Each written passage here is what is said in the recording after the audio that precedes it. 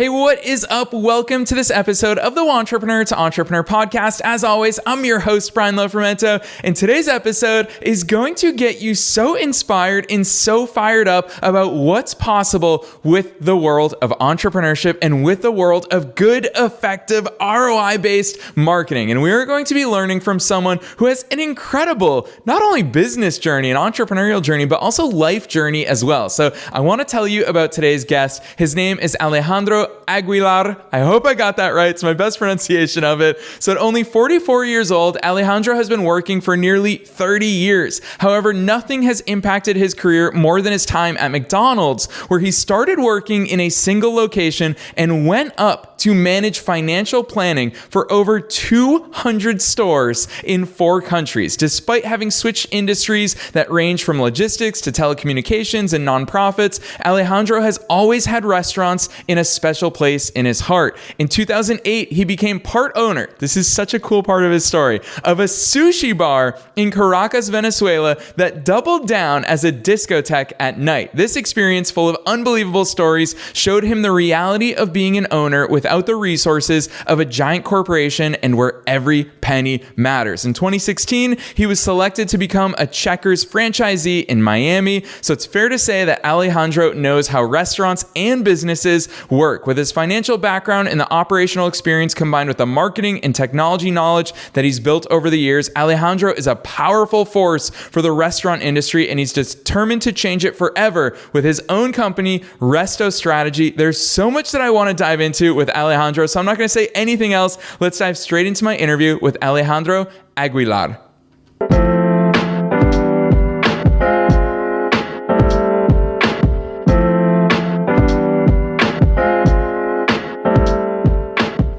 All right, Alejandro, you heard my intro. I'm so excited that you're here. Welcome to the show. Thank you, Brian. It's my first video podcast, actually. So no way. That is super excited so for this. exciting. Yeah. Heck yeah. Well, I know that you're going to bring the heat in today's episode. Let's start out. I know you've got an incredible story up to this point, so fill in those gaps beyond the bio for listeners. Who is Alejandro? How did you get here? So it's a very interesting story because I got into the restaurant industry by chance. I was looking for a job and I couldn't find one. And working for McDonald's wasn't my first option. And out of options, I decided to take the position, and I started working. And then after a series of changes that I did in the restaurant that I worked for, they took me out of the restaurant and put me in the corporate offices in Venezuela. And then I started getting position after position after position, and this is mainly because the person I reported to, the director of finance, he took me under his wing and gave me a lot of chances to learn and to make mistakes, and he became a mentor, and I'm super appreciative of everything he taught me. So long story short, I was 25 years old. I was managing financial planning for 200 locations in 4 countries. Then I switched to another company, huge company called Movistar from Spain. It's like the 8th biggest telecommunications company in the world. It was at that time, at least. And my brother was one of the founders of the sushi place that I mentioned on my bio. And after one of the partners left, he called me and he said, "Hey, why don't you join?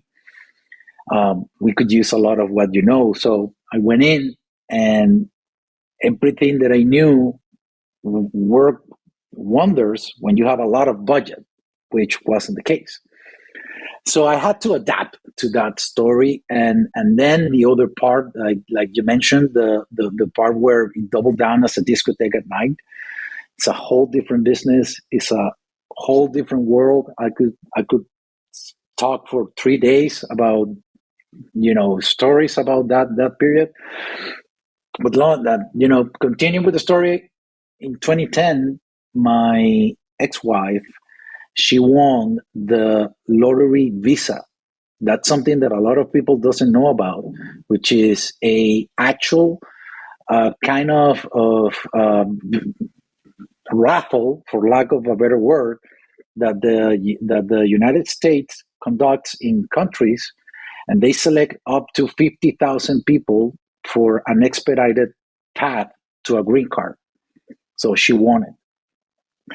She applied, got the green card, and we moved to Miami. So that's how I got to the U.S. And then, it was the middle of the financial crisis in 2010. Everything was upside down. I couldn't find a job. So I went on to use what I learned at McDonald's, and I started applying that as a consultant. And that took me to the nonprofit industry, which went all the way to creating the first online firefighter training academy in Latin America, which today has 152,000 students, give or take. I created that alone by commission of the Organization of American Firefighters, which is a nonprofit. Then I went to work at a logistics company that I went there to have lunch with a friend. And after lunch, the guy did everything in his power to hire me. So I made an unreasonable list of conditions, and he said yes to all. So I went into logistics, and I spent 4 years in there. We got through COVID. We did a bunch of stuff, and at the end of that process, I got tired, and I decided to go back to consulting. And I got a call from a friend from the McDonald's period, and he's the CEO of a small chain of restaurants here in Miami, and he had a very specific frustration. And he said, I don't know which part of my marketing is working and which part is not working. We can't measure anything. We're putting a lot of money into that, and I don't know. I don't know if it works. I don't know if it doesn't work. We can't find any ROI, any measurable ROI. So will you help us? I agreed, and I went and started slowly getting back into the industry. And I went to the biggest expo in the restaurant business in the U.S., which is the National Restaurant Association Expo or show, in Chicago. And that's when I learned, or when I realized, oh, wait, this industry, it's in dire strait. These people need help. Basic marketing concepts, dealing with the third-party platforms, dealing with the reviews, dealing with, it's extremely complex, but straightforward at the same time, marketing in the restaurant industry.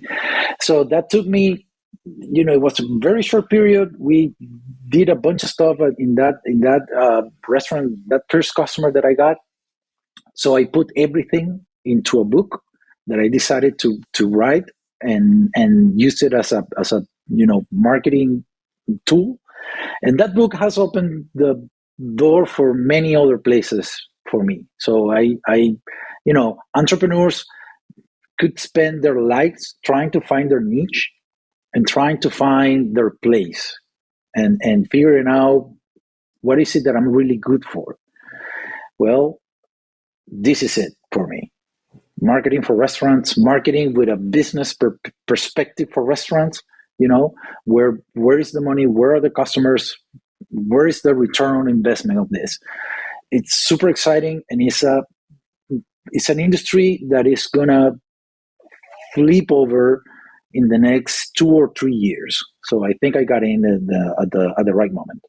Yeah, Alejandro, I love that overview for so many different reasons. First of which is that when you talk about the restaurant industry, you genuinely talk about it as that industry. Why? Because obviously you've lived in it. You've experienced it from all different sides of the equation. And then on top of that, the thing that really stands out hearing it from your own words is how much you emphasize that yeah, if you're McDonald's, obviously you have a global budget. You also have global brand awareness. Everybody knows McDonald's. But what I love about your work is you talk about operating when your budget actually matters, when every single penny matters. And you've lived it from your own businesses when you had the sushi discotheque. I love that in Venezuela. That's so awesome. But even when you work with other clients, they realize, hey, I only have so much that I can do in marketing. And you step in and say, well, then let's make sure that it works. Talk to us about that different approach of obviously you've seen it on the biggest scale in the world at McDonald's, but talk to us about the flip side of, hey, when you've got limited marketing dollars, here are the essentials. Here are the things that you cannot afford to waste money on. Right. So the main difference in my case is that I'm a business owner myself. So whenever I'm using money to market my business or to do anything, I'm expecting that in return. So I shouldn't be doing any different with my customers, right? And it's very simple. If you can't measure your results, and I'm not talking about marketing, I'm talking about anything. If you don't have a measurable metric that you can look at a time at a point in time and look at after some other time and see how it changed, you are basically operating out of hope. Hope is a very risky strategy. You know, you can lose a lot of money by operating that way. The biggest issue here is, well, where do I put my money? Because if now going back to marketing, you have to work on SEO, on social media, on listing management, on technical SEO, on content marketing for SEO, on paid media. Which media? Do I pay TikTok or do I pay Instagram or do I pay LinkedIn? You know, so marketing is extremely wide in terms of what things you should be doing to try to acquire people in a predictable and profitable way. That's another thing. You need to be able to say, how much can I spend in acquiring a customer and still making money out of it? That's a very big question. And if you don't know that, how do you know if what you pay for an influencer campaign matter or work or not, right? You put $1,000 in, for example, and you got 100 customers. Is it reasonable to pay $10 per customer? Yeah, for sure. You know, at this point in time, yes. But could you be doing something more aggressive where you spend more money because you know that the average value of that customer in a certain period allows you to take that risk? Well, that's where marketing becomes, you know, a web of information and data points that touches every part of the business. Marketing is not a department anymore. Marketing is the business, along with whatever is that you do, that you offer. In this case, marketing is as important as the kitchen, because we are tasked with bringing people to the restaurant, but then we are tasked to get a review from that person. So we are at the beginning and we are at the end, and we're in the middle too, because the menu has to make sense, because the branding of the restaurant has to make sense, you know. So it's all encompassing. And the big difference is when you are at a corporation like McDonald's, you are working on branding mostly, right? And it's funny, at some point you have to do stuff to spend the budget. Maybe you have too much money and you have to find ways to spend it, because if not, you can, you know, lose it for the next year. In the small business is, okay, I have a couple $1,000. How do I make the most money out of it? And I'm gonna tell you how I break the ice with my customers, right? And make them see the importance of having someone looking at marketing from a business owner perspective, while that owner, that stakeholder, because it could be a big company with many people at the helm, are focusing on the guest experience, on supply chain issues, on employee turnover. You cannot treat marketing as a task that you have to do. So I play a game with prospects where I tell them, I will buy $100 gift card of your place if I cannot pierce your marketing strategy with 3 questions. Question number 1 is, where do you think, or what marketing channel do you think should take most of your marketing effort, Let's say you're working 40 hours. Where do you think you should put 25 hours of that 40? And 9 out of 10 will answer with Instagram. That's where our customers are. We have to show photos. We have to show the restaurant. And I'm like, okay. Second question. Do you prefer working with a hungry person looking for a place to eat, or for a non-hungry person looking to be entertained? And the answer, the logical answer is always, no, I want to work with a hungry person looking for a place to eat. Okay, so my next question is, why are you putting so much effort on Instagram, where people are not looking for a place to eat, instead of putting a lot more attention onto Yelp or your Google My Business profile or TripAdvisor, for example, where people are actively looking for places to eat? And there's a lot of strategies that you can implement to capture those customers and bring them in. At that point, there's always a blank stare and some sort of acknowledgement, and I laugh and I tell them to sell me the gift card anyway, that I'm going to be there eating or whatever. But those 3 questions make them realize real fast that they're looking in the wrong direction. Yes, you have to be on Instagram, but you have to remember that that restaurants, are a local service company. You serve an area, let's say 10 square miles or 10 miles radius.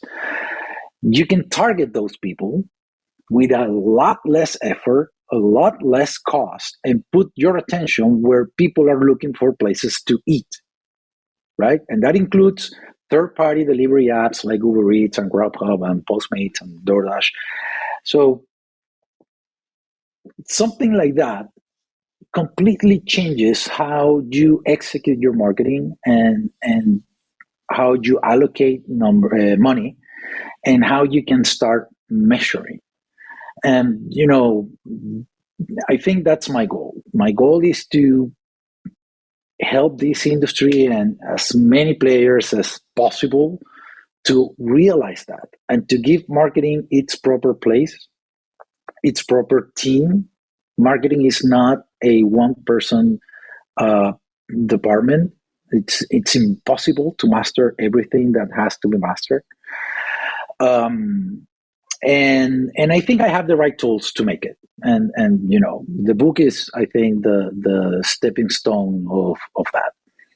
Yeah, Alejandro, so much that I want to dive into there. I want to call 2 things out for listeners first and foremost. The first is, listeners, I promised you that Alejandro would bring fascinating perspectives to today's session. And you just heard it right there from a business owner himself and a marketer, where he said that marketing is not a department. Marketing is the business. The rest of your business collapses. The rest of your business doesn't even exist without an ability to get customers through the door, whether it's a door of a restaurant or a proverbial door if you're doing business online. So Alejandro, I love that overview from you. And the second thing I really want to call out for listeners is that hungry customer. Remember, marketing isn't just about going on the sidewalk and screaming your message to the world. Marketing is about getting the right message in front of the right people at the right time. And what Alejandro just revealed to us there is that he wants to get in front of these people when they're hungry. If I travel, for example, I love popping over to Miami. It's just on the other side of this state. When I go there, I don't know restaurants. I don't live in Miami. I've only been a few times. I don't hop on Instagram and start scrolling through my feed of my friends hoping to find a restaurant. I Google it. And so what Alejandro's talking about is finding those correct channels. So Alejandro, I love your perspective on that. And it leads right into one thing about your work that really stands out to me.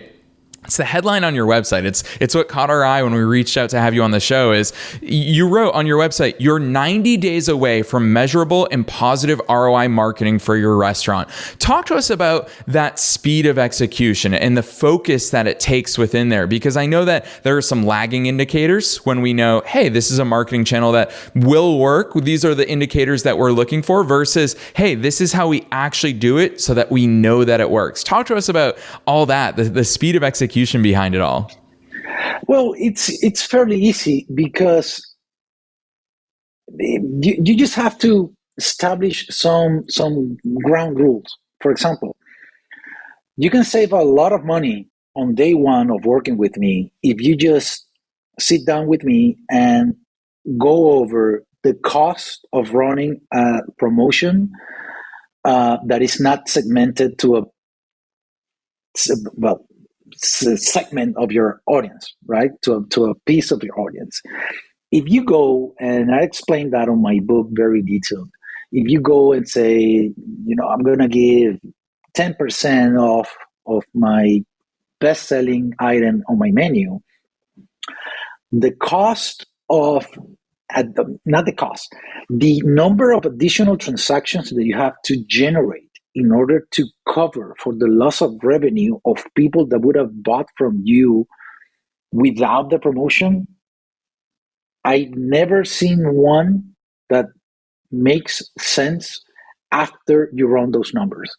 So on day one of working with me, you will stop doing that and you will stop actually saving money. So my ROI starts on day one. But then, here's the thing. Restaurants have a very particular advantage. You have industry-specific apps working for you, gathering customers, and showing your information. So if you go, it should take you no more than 15 days to update your listings.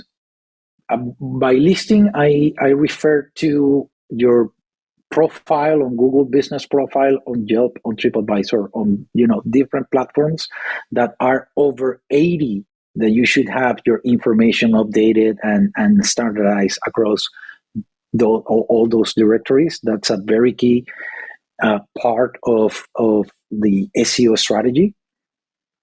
So updating that is going to take you 2-3 days by getting the right software and delegating that impossible to do task for a person. You subscribe to a software. It costs less than $100 per location. You set up the listing in there, and it takes care of distributing it everywhere. So listing standardization, number one, that's it. Number two, go to your platforms. Go where people are actively looking for you or for restaurants, and start running ads. It should take you 1 or 2 days, not more than that. Where you could also implement some quick wins on your website, real quick. Like getting your order now button out of the menu. Think in terms of how people search. People search from the cell phone. So if you go into your website and I have to click the 3 lines to find the order now button, take it out of there, put it in the middle. When people load your website, put the order now button right there. Anyone who's trying to find out more about you, to read about you, they will browse for that. But people are coming to your website primarily to order food. Make it easy.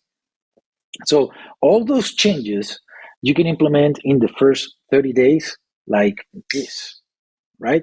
Then you have some other changes depending on the tech stack that the restaurant is operating on. I like to typically work with a couple of preferred vendors in terms of online ordering platform and loyalty program.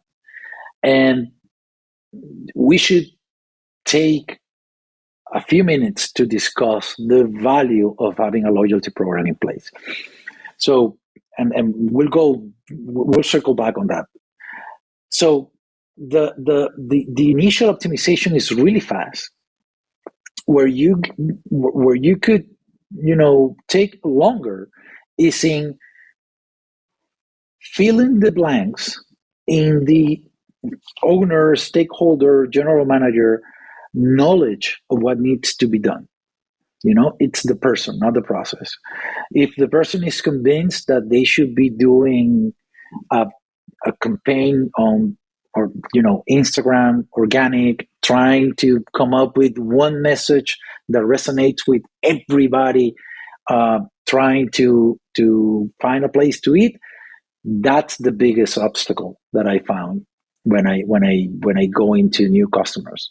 Sitting down, the person's running the show and telling them, hey, you don't have a customer, you have many different type of customers. The person that comes at dinner it doesn't have the same profile and characteristics and needs that the person that comes at lunch. If you are a family-oriented restaurant, then you have the family, the mother, the kids. They could come together. If they come on a Saturday, it's different than if they come on a Tuesday night, and it's different if the mother is coming with the kids after soccer. It's the same person wearing different hats and having different needs. So there's no way to create a message that will resonate with all of them. In the noise chamber, there is social media, where you have thousands of people trying to capture your attention. Not only competitors, other brands, anyone doing marketing, the influencers trying to get more followers and their content, trying to get more views on their content, the meme pages trying to entertain you. It's so much noise that you have to be really strategic in how do you communicate with them. So that piece, that part where you sit down, the people running the restaurant, they already did a good job, which makes it harder, because they already did a good job. They built something, and that something is making money. So now I come into the picture and tell them, hey, yes, but we have these, we have these, we have these. We have to change this, we have to change this, we have to change this. So I have to be very, very careful in how I present my findings and the roadmap. And I always talk about opportunities, about we're doing good, now we want to do great. And the road to great is different. It's individualized experiences, individualized messaging. It's kind of trying to make the person think that you can read their minds with a commodity like fruit. Apple did it, Nike did it. It's not because they have more budget, it's because they understand consumer behavior, buyer behavior. And that's the more complex part of coming into new customers. That's why I talk about 90 days. It could be done in 30.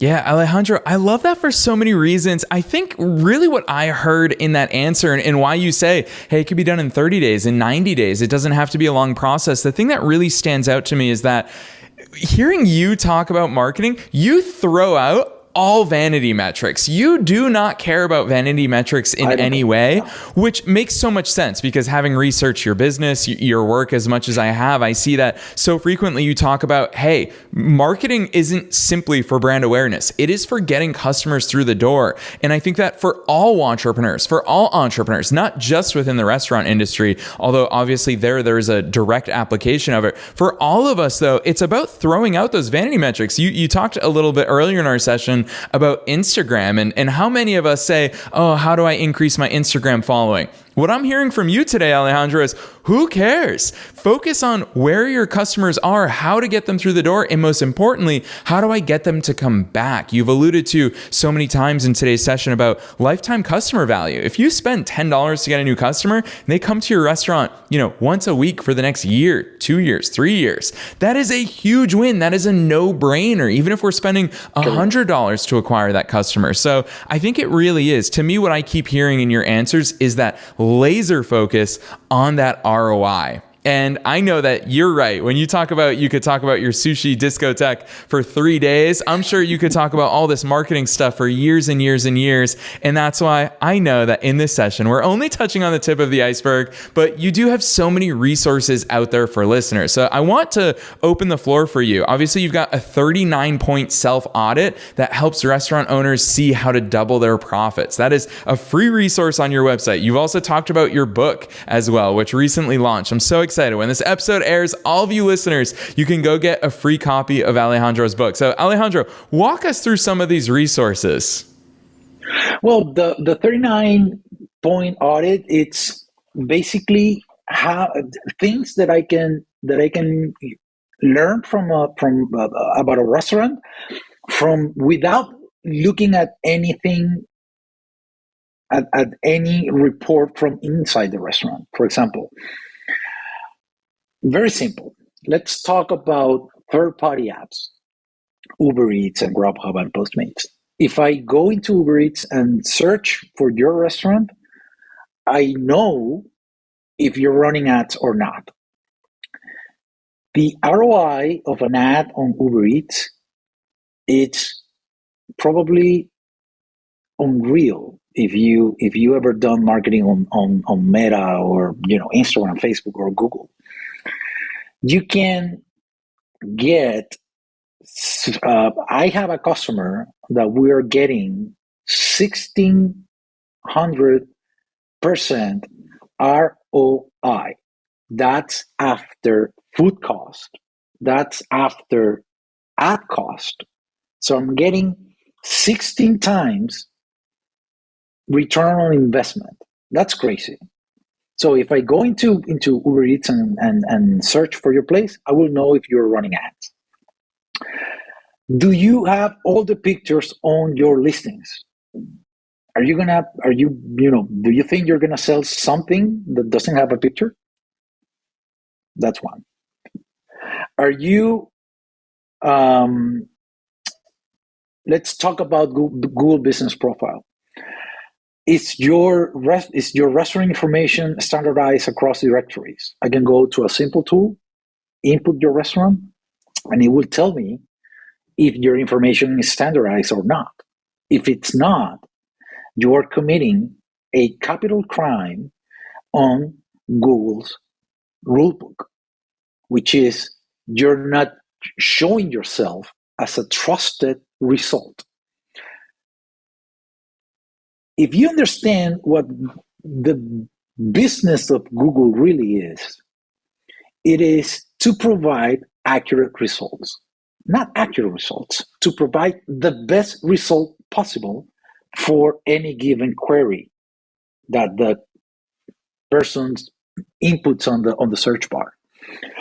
Every time that a person says pizza near me and Google decides which places it's going to show, the number of reviews is one, the quality of the reviews is another, And by quality of reviews, I mean sentiment of the review by the customer and reply by the owner. A lot of places don't reply to reviews. But then Google says, okay, what is the right number of this place? What is the right phone number? What is the right address? And this is, I'm talking as if I'm the Google crawler, the little robot that visit pages and make them indexable. If Google finds that on Google Business Profile you have a phone number and on your website you have another, it doesn't know which one is the right one. So immediately it says, I don't know. And if it doesn't know, it won't take the risk to show you as the best result. Because if the person tries to call and gets to a disconnected number, the person is going to get mad at Google, not you. And maybe one time it doesn't matter, but if it happens repeatedly, that person may turn to Bing for the next search or to Yahoo for the next search. Now Google lost a user. So if you understand that, you will know that you have to have a lot of pieces on the right place. So I go over many of those indicators. Same thing with Yelp, same thing with TripAdvisor.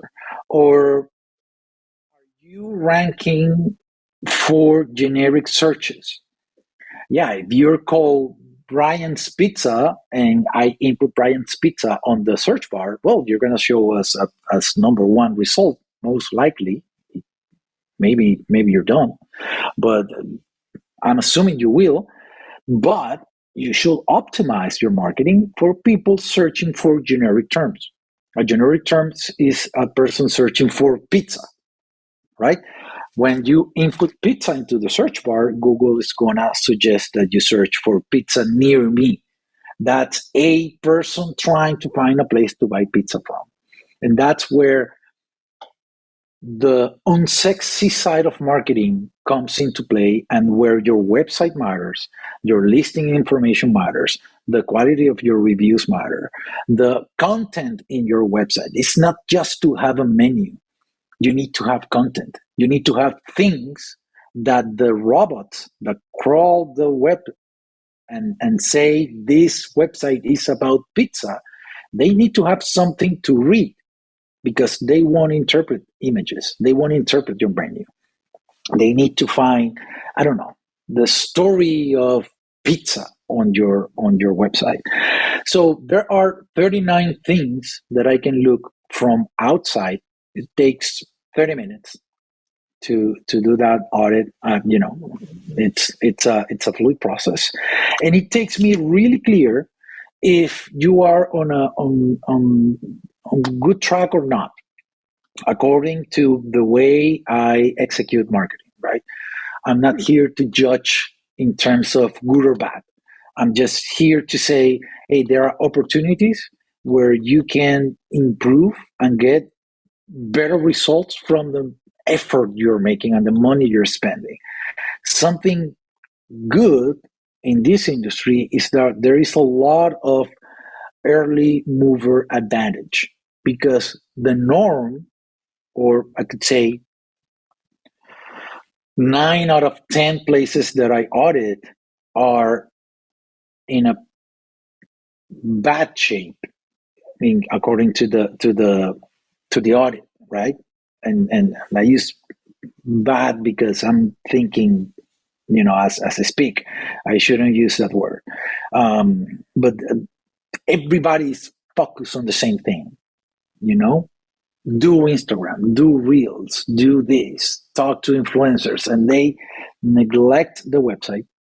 They have their information updated on Google Business Profile, but maybe not on Apple Maps.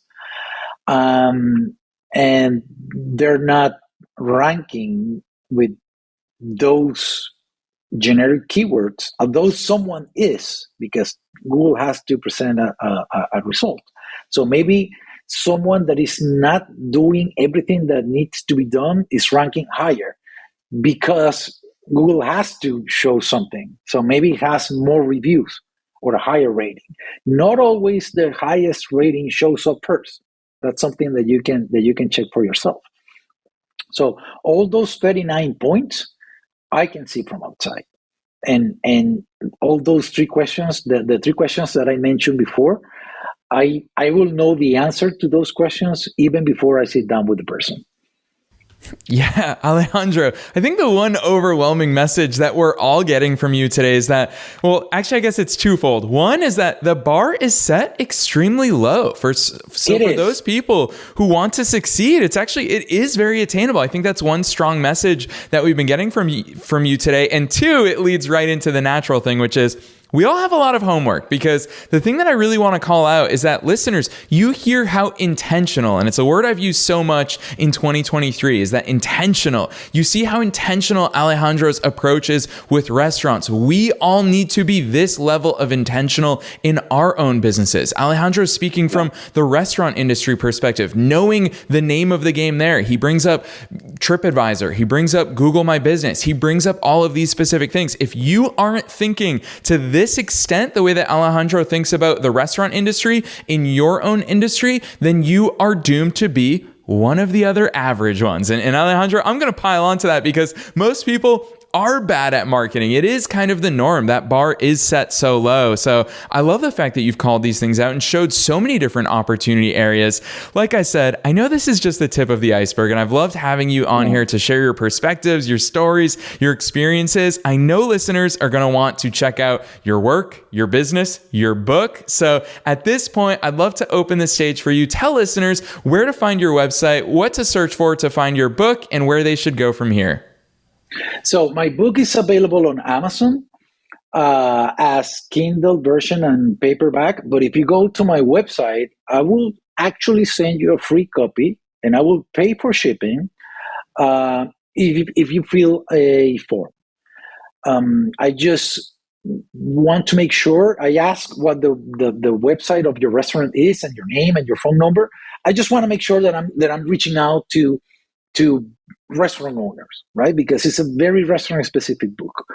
Also, there is the 39 questions self audit that you can do it yourself. It's every question is explained in there. I'm not holding anything back. And there's also an option to schedule a call with me, a video call, where we'll do that audit online, live. Nothing, there's no trick. There's no trick. I know I bring enough value to the table to have someone say, I'm going to, spend some time with Alejandro looking at this. So there is the best way to reach out to me is through RestoStrategy.com. RestoStrategy.com is RESTO strategy.com. That's the website. It's a fairly new website. I got customers even before I got a website. So it's being built as we speak, because I also believe in flying the plane and building at the same time, because if we get stuck in planning, we never get out. So we didn't have, I don't know if we have 2 or 3 minutes, Brian, to go over a very key piece of information that I didn't go deep in detail, which is the need to have a loyalty program. Do we have time? Alejandro, you think I'm going to turn down 2 minutes of actionable advice? I'd love to. Lay it on us as we close out today's episode. Thank you. So if there's something that restaurant owners need to put at the center of their marketing strategy, is a very strong loyalty program. I'm not talking about bribing customers to come back one more time, right? I'm not talking about the punch card that Subway gave you where the 11th sandwich was free. I'm talking about getting Starbucks rewards smart on this, on marketing. So restaurants are as data driven as an e-commerce store. COVID turned restaurants into e-commerce stores of prepared foods, you know? Now you need to find a way, I can give you the answer to that, to collect data. Because when you have data, then it's like you can see in the dark. If I know that Brian comes to my place every week and has a pizza with a drink, and that pizza, it's a 10-inch pizza, now I know that Brian comes to my place every week by himself. What if I want to compel Brian, influence him into bringing someone with him, and use Brian as a ambassador to my brand by bringing people here? Now I know what Brian eats, so I can create an offer tailored to him. I don't have to do the September 2-for-1 pizza. I don't have to go that wide. I don't have to open the net so wide that by trying to influence somebody, I'm losing money from the people that are loyal and come back.